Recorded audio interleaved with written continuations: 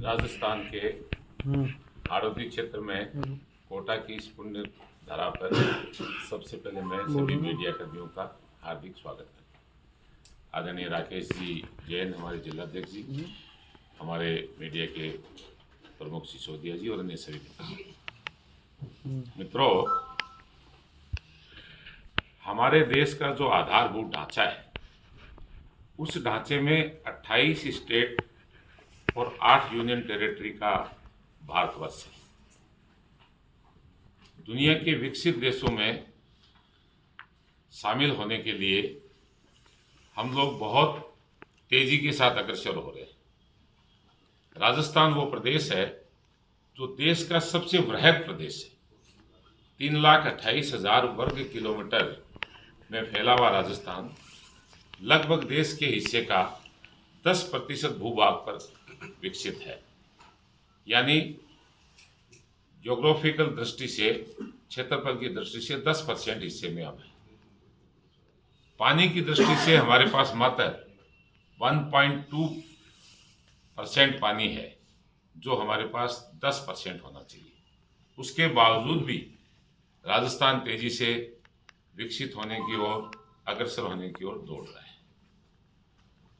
राजस्थान जब से बना है, राजस्थान का मेहनतकश किसान, राजस्थान का जवान, राजस्थान का श्रमिक, राजस्थान के व्यापारी देश के नहीं दुनिया के हर क्षेत्र में उन्होंने एक अलग छाप छोड़ी है। चाहे कोई भी युद्ध हो, राजस्थान के वीरों ने जिस तरह से अग्रसर होकर छाती पे गोली खा के सबसे पहले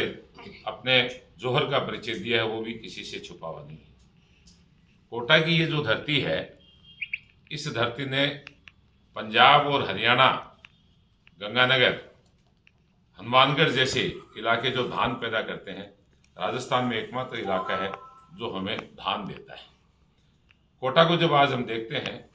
तो कोटा अपने आप में जो संभाग है उनमें सबसे ज़्यादा प्रोग्रेस करने वाला एक शहर भी है और संभाग भी है। राजस्थान सरकार के आदरणीय मुख्यमंत्री श्री भजन लाल जी ने और हमारी उप मुख्यमंत्री और वित्त मंत्री दिया कुमारी जी ने जो अभी बजट पेश किया है, ये बजट राजस्थान के युवाओं के लिए, राजस्थान के किसानों के लिए, राजस्थान के मझले व्यापारियों के लिए इंफ्रास्ट्रक्चर का जो सेटअप दिया है, उससे रोजगार बहुत बड़ा जुड़ेगा। आधारभूत ढांचा जिसके ऊपर किसी भी प्रदेश की प्रगति संभव है, बिजली, पानी, शिक्षा, सड़क, स्वास्थ्य, इन सभी योजनाओं में राजस्थान की जनसंख्या और राजस्थान के क्षेत्रफल की दृष्टि से जो काम होना चाहिए और जिससे राजस्थान देश में अव्वल बन सके और राजस्थान के आम व्यक्ति की जो रोजगार है और उसकी आम व्यक्ति की जो इनकम है उसकी बढ़ोतरी कैसे हो, इसका विशेष ख्याल रखा जाए। किसी भी बजट में हर पहलू को छूने का प्रयास करना ही उत्तम प्रयास होता है, जिसमें पूर्णतया हमारे मुख्यमंत्री जी ने और वित्त मंत्री जी ने सबका ख्याल रखा है। मैं अगर युवाओं की बात सबसे पहले करूं तो हमारे चुनावी घोषणा पत्र में 4 लाख युवाओं को रोजगार देने की बात कही गई। 1 लाख नौजवान भाई बहनों को रोजगार दिया गया है। करीब 1,28,000 पाइपलाइन में है, जिसमें से 1 लाख इस वर्ष पूरा किया जाएगा। कुल 4 लाख का रोजगार जो दिया जाएगा, ये गवर्नमेंट से संबंधित है, सरकार के आंकड़ों से संबंधित है, सिर्फ सरकारी रोजगार। इसके अलावा जो नॉन गवर्नमेंट ऑर्गेनाइजेशन है, एनजीओ जो है, देश के जितनी ग्राम पंचायतें,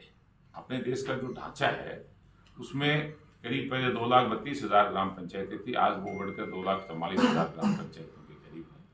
देश के 7.5 लाख जो राजस्व ग्राम है,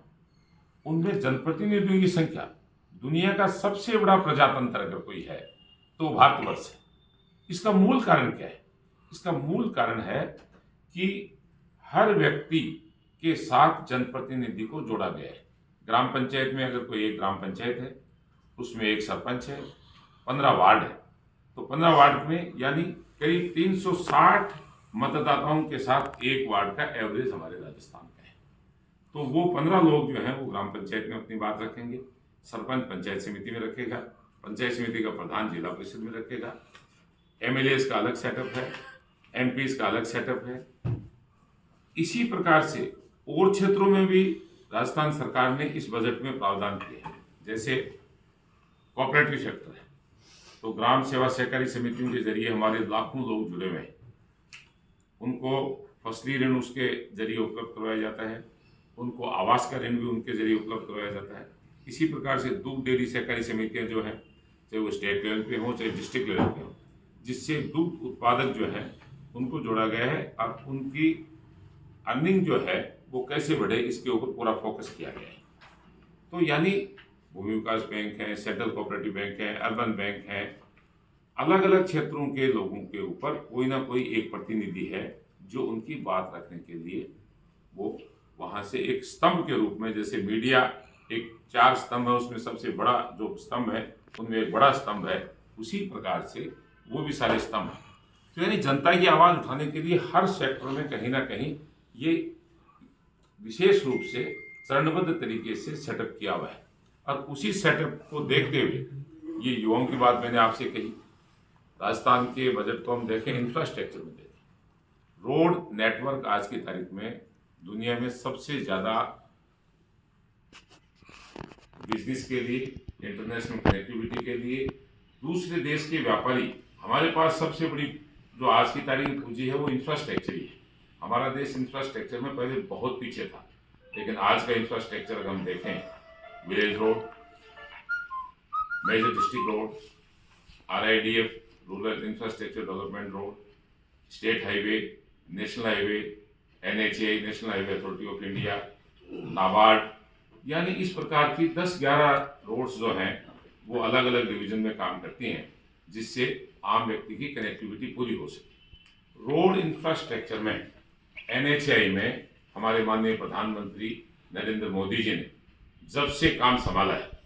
NHAI का काम जिस गति से बढ़ रहा है दुनिया के किसी भी देश में भौगोलिक दृष्टि से, यानी 3,28,000 वर्ग किलोमीटर का पूरा देश जो है उसके लिहाज से अमेरिका 10 लाख का है,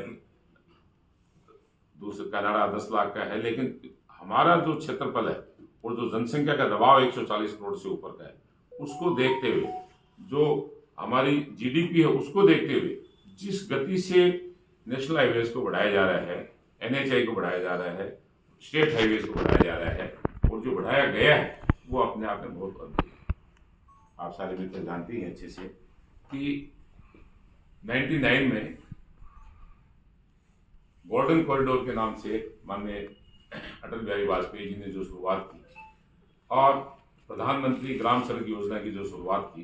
देश के हर गांव में सड़क पहुंचाने का जो सपना था वो देश की आज़ादी के बाद 99 में शुरू हुआ।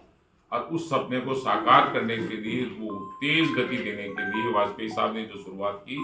उस शुरुआत को आदरणीय नरेंद्र मोदी जी ने जिस गति से बढ़ाया, और राजस्थान में हमारे माननीय मुख्यमंत्री भजन लाल जी ने केंद्र की योजनाओं से जो पैसा लेने का इन 2 सालों में काम किया, केंद्र की जितनी योजनाएं हैं राजस्थान सरकार ने टाइम बाउंड प्रोग्राम के लिहाज से केंद्र सरकार को अपने प्रस्ताव भेजे, हर मंत्रालय से एक टीम संपर्क करने के लिए रखी, और माननीय मुख्यमंत्री जी महीने में 2 बार 3 बार दिल्ली जाकर उन योजनाओं का पैसा जितना भी है वो हमारे उस स्टेट में लाते हैं जिस स्टेट की अर्निंग बहुत कम है, क्योंकि राजस्थान पिछड़े प्रदेशों की गिनती में था जो आज विकसित प्रदेश बनने जा रहा है। रिफाइनरीज की बात करें तो माननीय मुख्यमंत्री जी ने रिफाइनरीज के लिए जो पचपदरा में बन रही है उसके लिए जो प्रयास किया वो सचमुच अद्भुत प्रयास है, और आज रिफाइनरी जो है उद्घाटन के कगार पे है, जल्दी ही उसकी शुरुआत होने वाली। केन एनर्जी जो सबसे ज़्यादा अर्निंग है, ये चीज़ें बजट के साथ साथ मैं आपको शेयर करना चाहूँगा। केन एनर्जी एक ऐसा प्रोजेक्ट है, ये सारे सेटअप जो अर्निंग दे रहे हैं, जो रॉयल्टी राजस्थान को मिल रही है, सोलर हब के जरिए जो रॉयल्टी मिल रही है, राजस्थान को जिंक के जरिए जो रॉयल्टी मिल रही है, उससे राजस्थान में मजबूती भी आएगी, रोजगार भी बढ़ेगा, बहुत लोगों को रोजगार मिला है। अभी जो बजट आया है उस बजट में सड़कों के लिहाज से जो बजट दिया गया है वो बजट पिछले कांग्रेस की सरकार के टाइम का जो लास्ट बजट था उससे तो 41% ज़्यादा है, 41%। और अभी जो बजट दिया गया है वो पूरे प्रदेश में के जितने बजट हैं उनका भी आकलन किया गया है, उनका क्षेत्रफल जनसंख्या का अनुपात भी देखा गया है, देश की जो बजट है उसकी योजनाओं को भी देखा गया है और उसके अनुरूप हर क्षेत्र में कोई सेक्टर नहीं छोड़ा है। अपने मैं देख रहा था एक लाइन इसमें कि परवन जो कायदा योजना है उसके लिए 3,500 करोड़ रुपए रखे गए। 3,500 करोड़ रुपए बड़ी अमाउंट है। इस अमाउंट के लिए हम जो है मुख्यमंत्री जी का और हमारे वित्त मंत्री जी का, उप मुख्यमंत्री जी का धन्यवाद ज्ञापित। कोटा बूंदी के लिए 1100 करोड़ रुपए के अधिक काम जो है वो अलग से दिए गए हैं पेयजल के लिए। अब इसके अलावा भी रामगंज मंडी में औद्योगिक पार्क भी बन रहा है, सुरक्षा है पे 1,000 करोड़ रुपये दिए गए हैं। इसके साथ ही कोटा के लिए लाडपुर ये इसका आपका चंबल नदी के लिए भी जो है सिंचाई के लिए 36 गाँवों को फिर 2,000 हेक्टेयर जमीन को जोड़ा जा रहा है। यानी अलग अलग हम जब देख रहे हैं तो कोटा में काफ़ी कुछ दिया गया है। कोटा जो है हमारे स्पीकर साहब का गृह जिला भी है और आदरणीय ओम बिरला जी ने कोटा की शान जो है वो पूरे देश में जिस तरह से बढ़ाई है, आप देखिए कि उनके कार्यकाल में कोटा में गवर्नमेंट ऑफ इंडिया की कितनी स्कीम्स आ रही हैं। कोटा में एयरपोर्ट से लेके छोटी से लेके बड़ी बात तक उनकी भूमिका ऐसे रहती है जैसे कोटा के जनप्रतिनिधि की भूमिका स्पीकर होते हुए एक माननीय सांसद के रूप में जो वो काम देख रहे हैं, स्पीकर देश भर का काम देख रहे हैं, वो भी अपने आप में एक अद्भुत कड़ी है। और कोटावासियों का मान सम्मान इसलिए बढ़ा है कि दुनिया के जितने स्पीकर्स हैं उनकी जो कॉन्फ्रेंस होती है तो हमारे भारतवर्ष के स्पीकर आदरणीय ओम बिरला जी उस कॉन्फ्रेंस में जब जाते हैं तो जो पहली एग्जीक्यूटिव बॉडी है 11 लोगों की, उसमें उनको शामिल किया गया है। ये अपने आप में हमारे लिए सम्मान की बात है और हमारे सबके लिए गर्व की बात है। अब रही हमारे सेक्टर्स की हम बात करें, इरिगेशन में हम बात करें तो इरिगेशन के लिए जो अमाउंट दिया गया है वो अमाउंट तो सारे का सारा बजट की बुक में आप लोगों ने देखा है। अगर आप हो तो अलग अलग उसको मैं लिख कर दूँगा, सारा कुछ उसको दिया गया है। हम मैं शेखावाटी से आता हूँ, कोटा से मेरा बहुत पुराना रिश्ता है, बहुत पुराना रिश्ता है। और यहाँ प्रधानमंत्री ग्राम सड़क योजना के तहत जब मैं काम देखता था तो आदरणीय रघुवीर सिंह जी कौशल और उनके साथ में वो हमारे आदरणीय थे।